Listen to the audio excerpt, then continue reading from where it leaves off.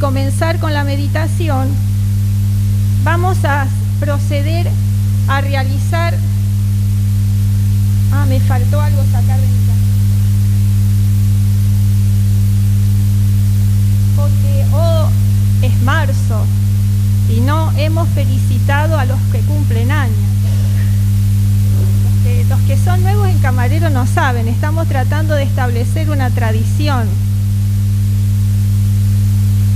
Primero, vamos por partes.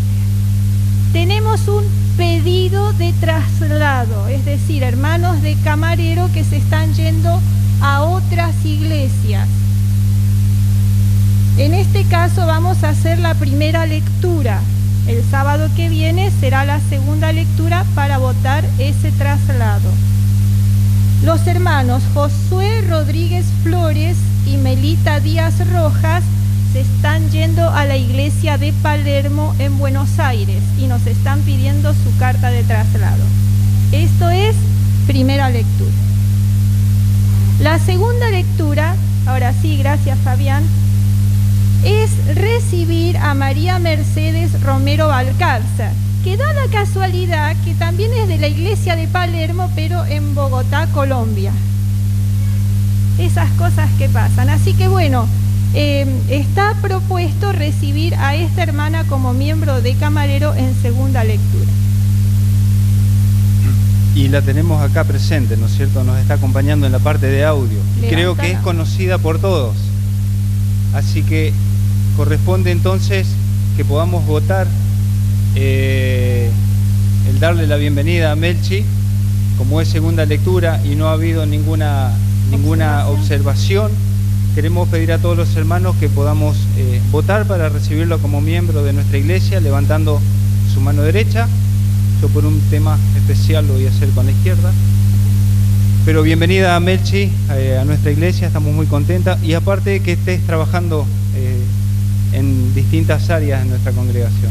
Muchas gracias. Vamos a aclarar que el problema especial es que le operaron el hombro, por eso no puede levantar el brazo. Si no, los hermanos dicen, ¿qué le pasó a Fabi? No sé si está aquí presente un niño, Pablo Nicolás Arcar Paz. ¿Está presente? ¿No? Bueno, este niño que asiste habitualmente a la escuelita sabática aquí, y su abuelito viene, su papá también, fue bautizado, pidió el bautismo y fue bautizado en el Camporí que hubo hace cosa de 20 días atrás, un mes. Exacto, fue bautizado ahí. Y estamos queriendo recibirlo, pero bueno, nos desencontramos con él. Pero bueno, sepan que Pablo Nicolás es también miembro de nuestra iglesia porque fue bautizado en el Camporí para ser miembro de Camarero, ¿sí? Bueno, esto es lo que nosotros hacemos con la recepción y la despedida o traslado de nuestros miembros. Y siguiendo la tradición implantada, hermanos, es muy importante agradecerle a Dios por nuestro aniversario de bautismo. Así que le vamos a pedir a todos los hermanos que han sido bautizados en el mes de marzo que por favor se pongan de pie. ¿Hay alguno aquí que fue bautizado en el mes de marzo? ¿Alguien que fue bautizado en el mes de marzo? ¿Nadie se bautizó nunca en marzo? Vaya. No, yo lo veía a Lalo, pero él se va. No lo bautizó. Parece que vamos a tener que empezar a bautizar gente en marzo. Bueno, quedarán para abril. Para abril hay algunos, ¿no? ¿Sí? Bueno, por lo menos ya sé que 2 van a recibir tarjetitas. Es muy importante que así como festejamos nuestro aniversario de nacimiento, festejemos con mucha más razón nuestro aniversario de nuevo nacimiento, ¿no? Vamos a orar, hermanos. Querido Padre, gracias te damos por que los hermanos se agregan a nuestra iglesia a través del bautismo. El tema de nuestra meditación de hoy es una iglesia más receptiva. Y a veces cuando hablamos de recepción pensamos que, y tenemos razón, la recepción es que haya un buen equipo de diaconisas, un buen equipo de diáconos dándonos un apretón de mano, un abrazo, un beso, una tarjetita. Y es cierto, pero entonces corremos el riesgo de creer que ellos son los encargados de la recepción. La secretaria de iglesia es la encargada de recibir miembros y algún anciano de turno que hace la votación. Ya está, listo, recibimos. Y eso es solo el comienzo de la recepción. Y lo ideal, a donde tenemos que apuntar, no es a que haya un grupo seleccionado de personas a cargo de recibir a los demás, sino que toda la iglesia se transforme en una iglesia receptiva y que sea, como gracias a Dios ya tenemos una tradición familiar, decimos en Camarero. ¿Por qué? Porque es una iglesia bastante receptiva. Pero creo que si nos ponemos a pensar nos vamos a dar cuenta que hay unas cuantas áreas en las que podríamos mejorar un poquito. Así que vamos a tratar de ver cómo llegar a ser una iglesia más receptiva. Para comenzar con el estudio de la palabra, está propuesto que hablemos acerca de un hombre que debió ser inteligente por el puesto, la función que ocupaba en los días de Jesús, de buena posición económica, buena posición cultural, pero se acercó a Jesús con una pregunta, y la pregunta está registrada en Lucas 10:25. Lucas 10:25.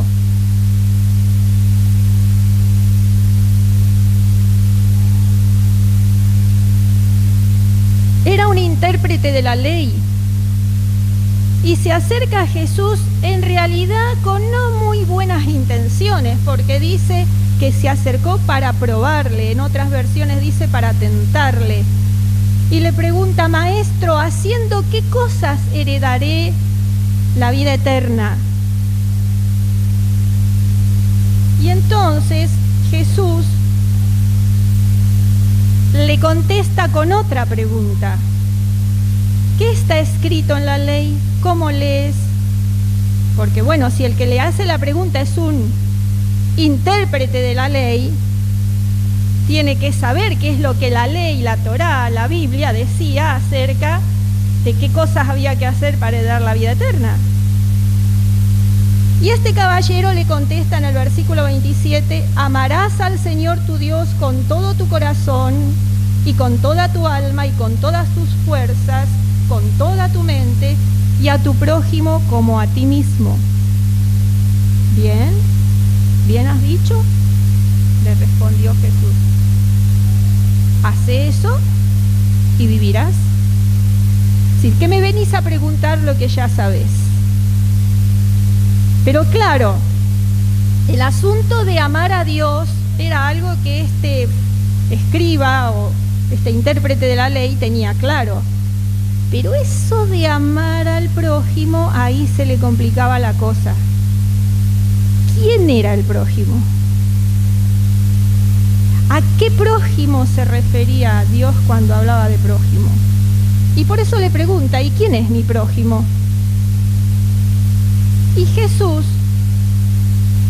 para contestarle esa pregunta, ahora le hace un relato. Y es el relato del buen samaritano. Yo sé que la mayoría lo sabemos, pero en homenaje de algún hermano que no lo tiene en claro, lo voy a leer, a partir del versículo 30. Para poderle contestar la pregunta entonces al escriba que pregunta: ¿quién es mi prójimo?, Jesús pasa a contar esta historia. Un hombre descendía de Jerusalén a Jericó y cayó en manos de ladrones, los cuales le despojaron e hiriéndole se fueron, dejándole medio muerto. Aconteció que descendió un sacerdote por aquel camino y viéndole pasó de largo. Asimismo un levita, llegando cerca de aquel lugar, viéndole pasó de largo. Pero un samaritano que iba de camino vino cerca de él y viéndole fue movido a misericordia. Y acercándose vendó sus heridas, echándole aceite y vino, poniéndolo en su cabalgadura, lo llevó al mesón, cuidó de él. Al otro día, al partir, sacó 2 denarios, los dio al mesonero, le dijo: cuídamele, todo lo que gastes de más, yo te lo pagaré cuando regrese. ¿Quién pues de estos 3 te parece que fue el prójimo del que cayó en manos de los ladrones? Y entonces al buen escriba se le debe haber atragantado aquí, porque ¿y ahora cómo le dice el samaritano? Que para los judíos de aquella época era una mala palabra decir samaritano, eran inmundos. Pero evidentemente se la hizo tan clarita la historia a Jesús que no le quedó más remedio que decir: el que usó misericordia con él. Una frase sinónima, con tal de no decir samaritano. El que usó misericordia con él. Y ahora viene el remate genial de Jesús: ve y haz tú lo mismo. Qué golpe duro. Ahora anda y hace lo mismo que hizo el samaritano. ¿Yo, un maestro de la ley, tener que hacer lo que hace un samaritano? Sí, ve y haz lo mismo. La verdad que aquí tenemos la síntesis de lo que Dios espera que hagan sus hijos, sus miembros de iglesia, su pueblo. Si nosotros aplicáramos esta historia y la tomáramos en su simbología o la aplicáramos espiritualmente, podríamos decir que los asaltantes, ¿a quién estarían representando? Al enemigo, a Satanás, todo el pecado, el mal que nos asedia y que puede asaltarnos en cualquier momento. Este viajero, porque dice un viajero, interesante, Jesús no dijo si era samaritano, si era judío, si era griego, si era etíope, era un viajero, alguien. Cuando alguien está herido en el camino, no te importa de qué es o de dónde viene, cuál es su nacionalidad, su raza, su rango. Es un herido, hay que ayudarlo. Un hombre, un viajero. Alguien que andaba por la vida y tuvo la desgracia de caer en manos de los asaltantes, en manos del enemigo. ¿Quién es ese viajero? ¿A quién representa? ¿A quién representa? Exacto, cualquiera de nosotros. Cualquiera de nosotros y cualquiera de los otros que están allá afuera.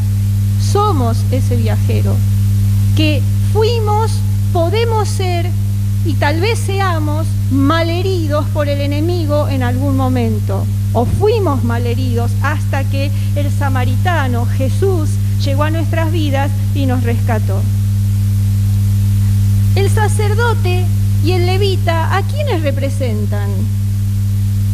También a nosotros los religiosos.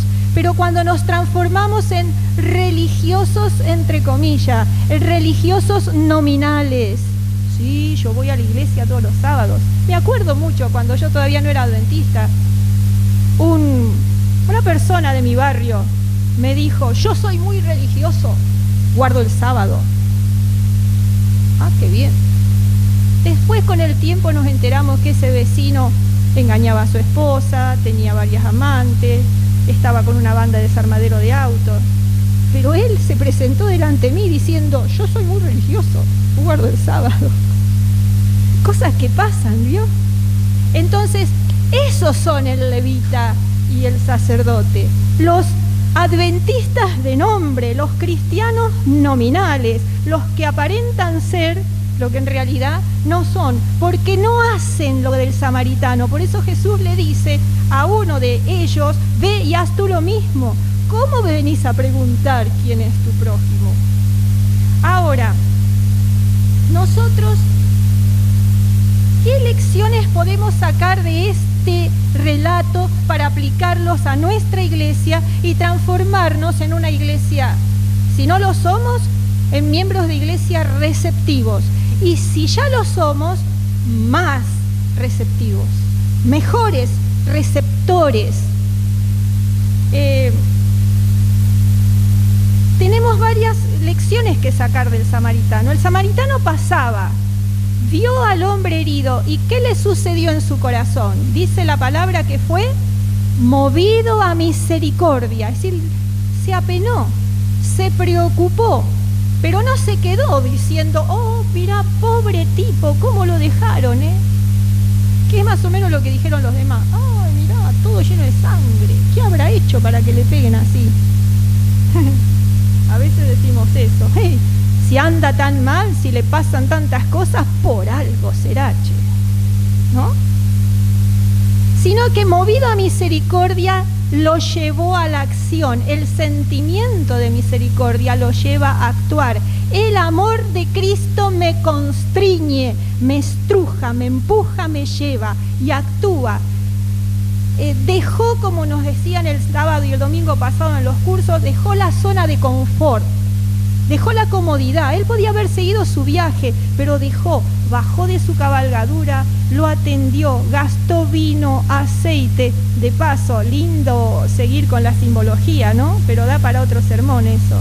El vino y el aceite puede representar la sangre de Cristo, el Espíritu Santo, que es derramada sobre las heridas.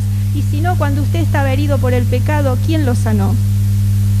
¿Cómo fuimos sanados? Sino por la sangre de Cristo y el aceite, el ungimiento del Espíritu Santo.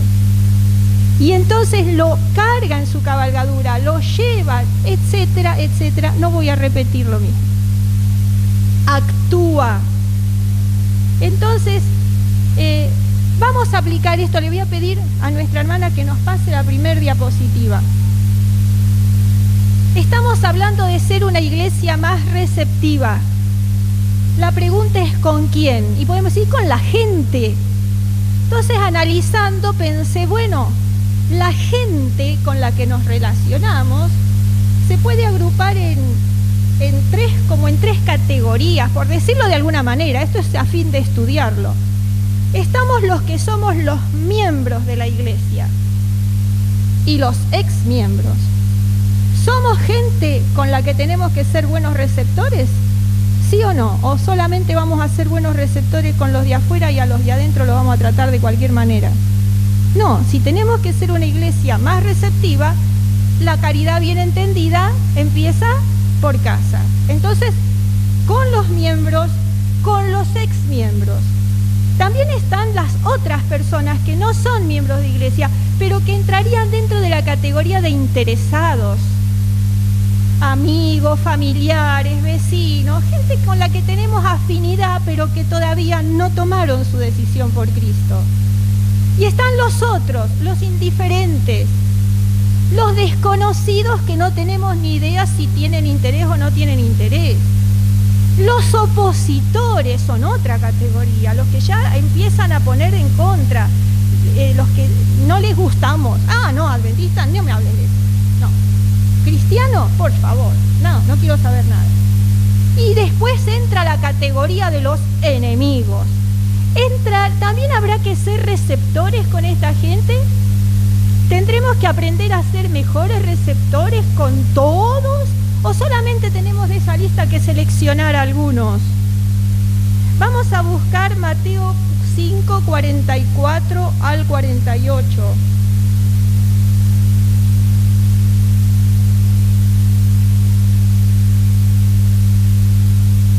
...5, 44 al 48. Habla Jesús y en el 43 dice: oísteis que fue dicho, amarás a tu prójimo.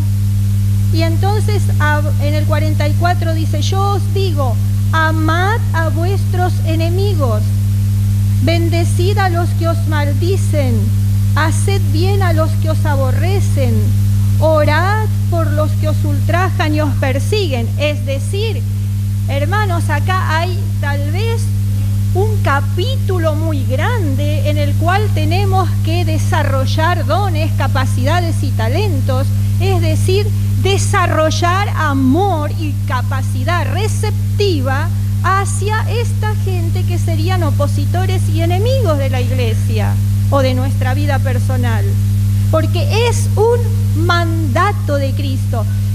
El mandamiento ama a tu prójimo como a ti mismo se va como un abanico a ir abriendo y mostrándonos sus diferentes facetas a lo largo de diferentes frases, explicaciones o mandamientos que da Dios en la Biblia, y este es uno de ellos. Y acá lo dice clarito: bendecí al que te maldice, así bien a los que te aborrecen, orá por los que te ultrajan y persiguen. ¿Para qué? Para que seáis hijos de vuestro Padre que está en los cielos, que hace salir su sol sobre malos y buenos, y que hace llover sobre justos e injustos. ¿Por qué? Qué didáctico que es Jesús, habla mejor que yo, así que voy a leer lo que él dice. Si amáis a los que os aman, ¿qué recompensa tendréis? ¿No hacen también lo mismo los publicanos? Y si saludáis a vuestros hermanos solamente, ¿qué hacéis de más? ¿No hacen así también los gentiles? Sed pues perfectos como vuestro Padre que está en los cielos es perfecto. Un rasgo de perfección que nos acercaría a recuperar la imagen de Dios es tratar a todas las personas con el mismo amor, respeto, consideración, ternura con que Dios nos ha tratado a nosotros, sin fijarnos su nacionalidad, su raza, su condición social, sus estudios, su preparación o su afinidad o rechazo hacia nosotros. Si no lo hacemos, no alcanzamos esa perfección, no alcanzamos esa semejanza. Vamos a ir a Lucas otra vez, Lucas 6, pero esta vez Lucas 6, versículo 27 y 36.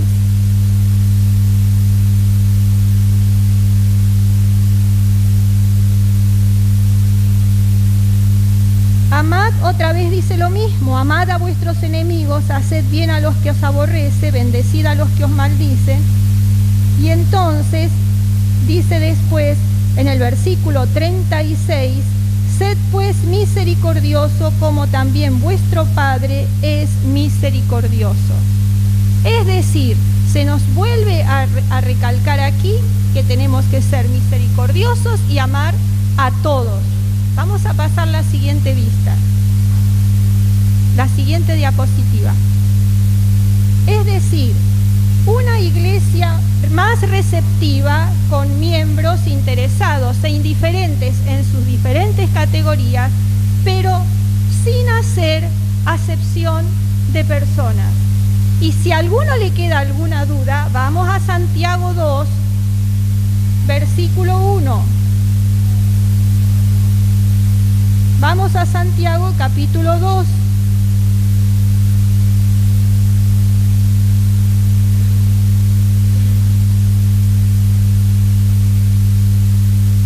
Hermanos míos, que vuestra fe en nuestro glorioso Señor Jesucristo sea sin acepción de personas. Hermanos, ¿saben qué? Cuando nosotros estudiamos la palabra de Dios, para poder seguir el hilo y el razonamiento y para poder mantenernos bien lúcidos frente al texto, lo que tenemos que hacer es inmediatamente aplicar el texto a nuestra propia vida y a nuestra propia experiencia. ¿Qué tan buena soy yo para no hacer acepción de personas? ¿O qué tan buena soy para hacer acepción de personas? ¿Hago acepción de personas?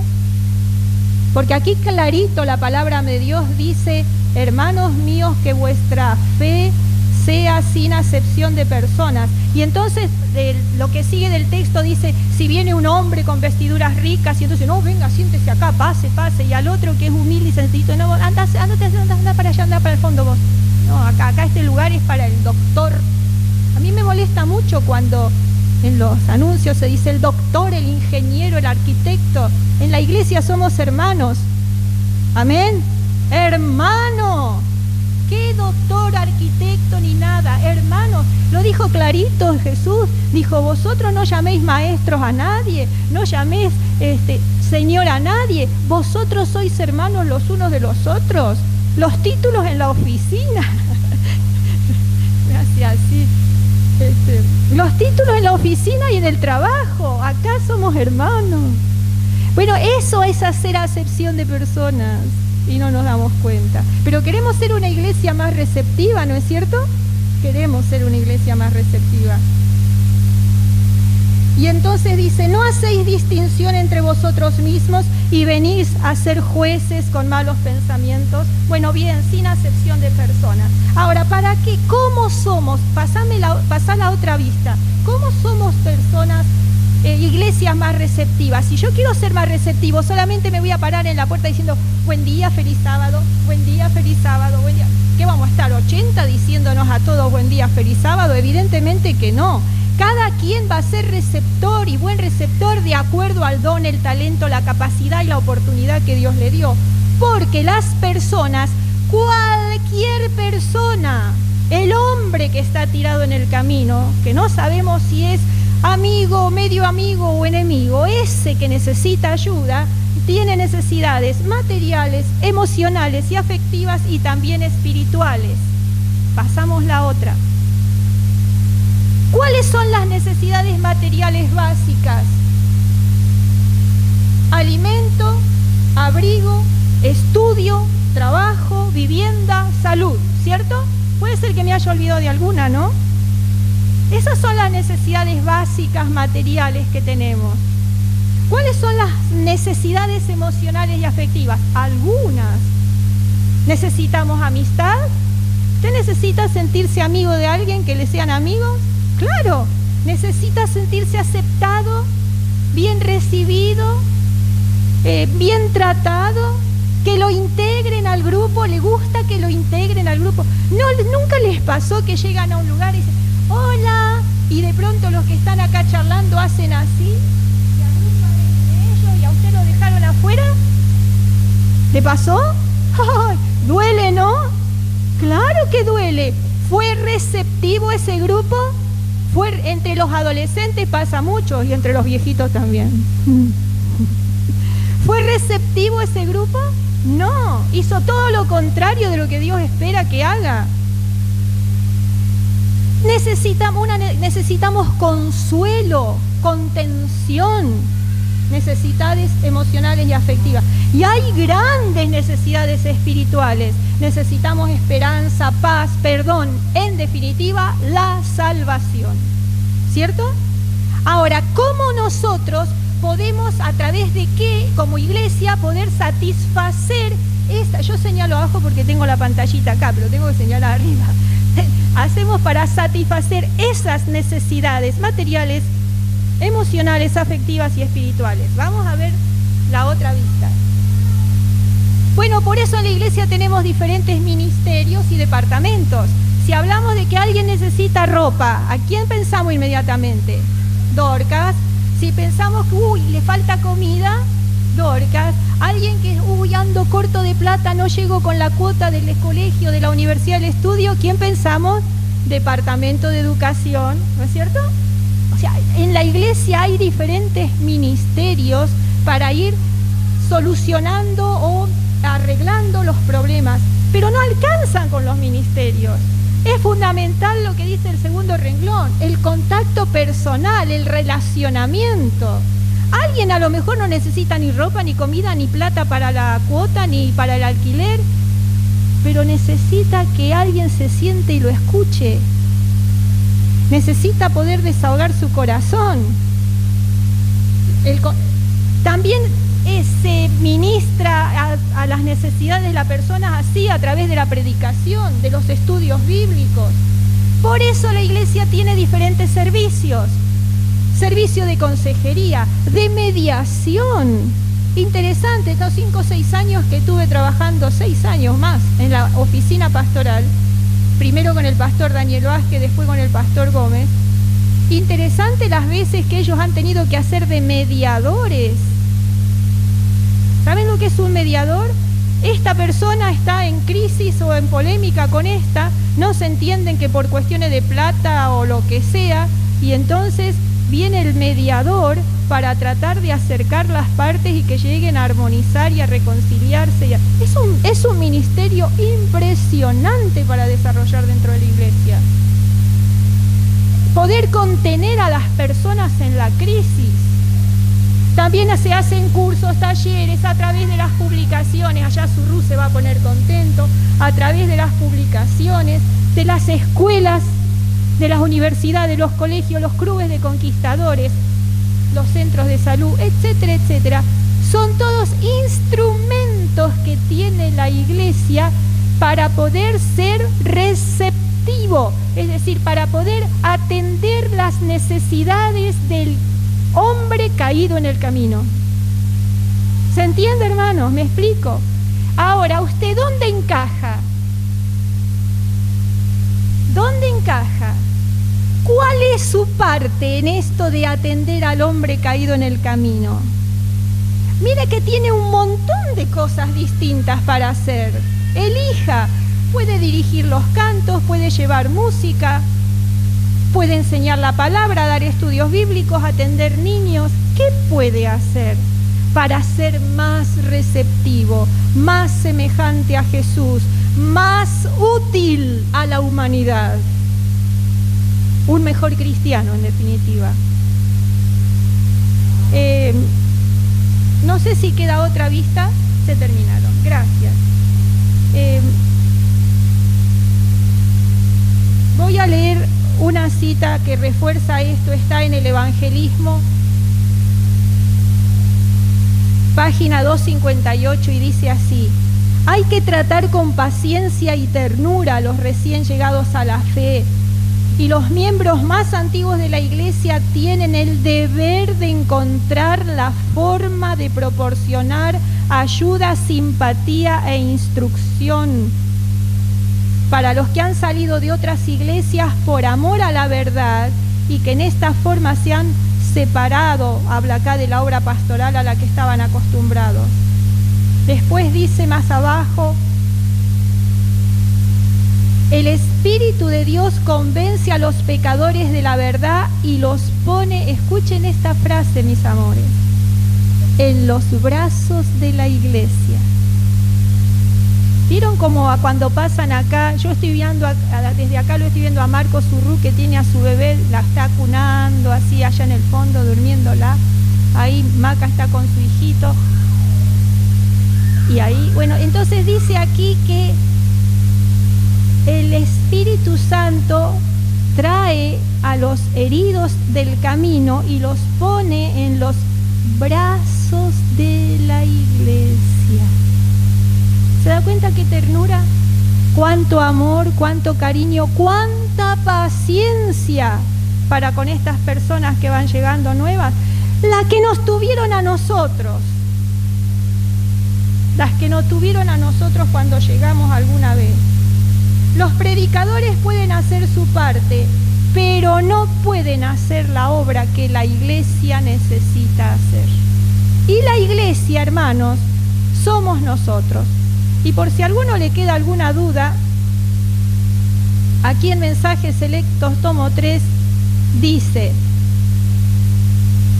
¿qué es la iglesia? La iglesia es la sociedad cristiana formada por los miembros que la componen. ¿Está la definición? La iglesia es una sociedad cristiana formada por nosotros. ¿Para qué? Para que cada uno goce de la ayuda de todas las gracias y los talentos de los demás. Ustedes no sé cuánto estarán gozándolo esta mañana, pero me están gozando mis talentos y habilidades en este momento, supongo y espero. Están diciendo: Cristina, termina que tengo hambre. Está bien, ya terminamos, 5 minutitos más, les prometo. Es decir, el gozo, dice acá, para que cada uno goce de los dones y las habilidades que Dios le concedió.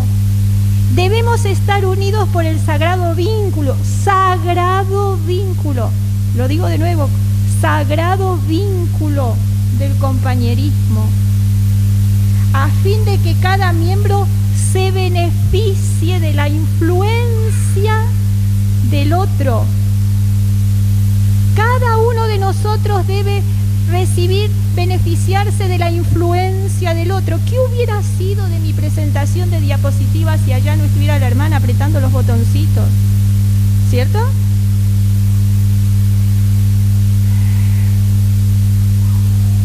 Cada creyente debe beneficiarse y progresar por la influencia refinadora y transformadora de las variadas capacidades de los otros miembros. Así, mis queridos amorosos, amados míos, si ustedes vienen acá, se sientan, se van, no hablan con nadie, no dicen nada, no aportan nada, se están perjudicando mucho. Están haciendo la del